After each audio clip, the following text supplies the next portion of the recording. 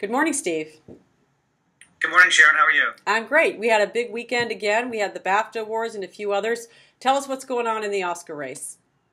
Well, stop me if you've heard this before, but Argo keeps winning.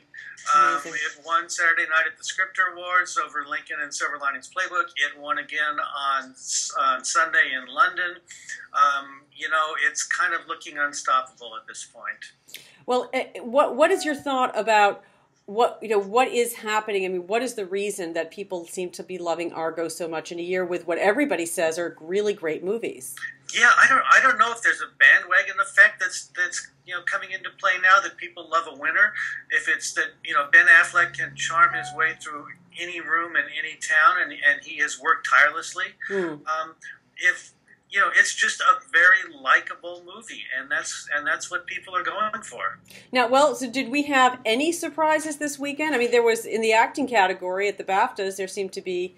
Best Actress at the BAFTAs was significant. Emmanuelle Riva won over Jennifer Lawrence and Jessica Chastain. She gave an extraordinary performance in Amour, but she's won Critics Awards, but she hasn't won anything else until now. And that BAFTA award is significant. And Meryl Streep won it last year, and it was her first major award before the Oscars, which she won. Marion Cotillard a few years ago did the same thing.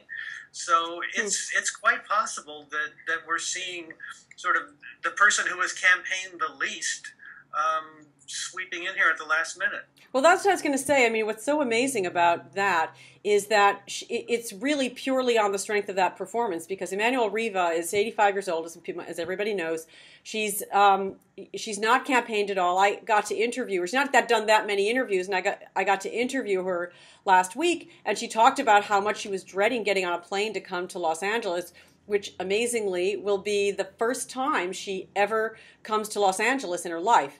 So it's really quite interesting given the landscape and how she has not been present during the campaign season at all, and yet to come out and win this thing is got to be some kind of signal as concerns the Oscars. Yeah, I mean, I think it's going to come down to one thing. It's going to come down to the Oscar voters looking at their ballot and seeing the names of two young women, Jessica Chastain and Jennifer Lawrence, who are going to be back on that ballot many more times for years to come, versus Emmanuelle Riva, who has never been on the ballot before and most likely will never be there again. Mm-hmm.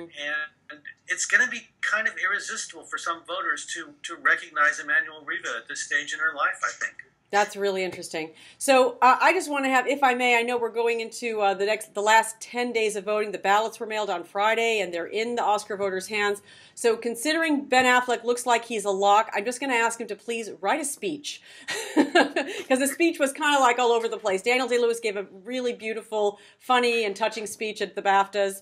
And Ben, pull it together, man. I'm sure Ben will step up his game for the Oscars. I certainly hope so.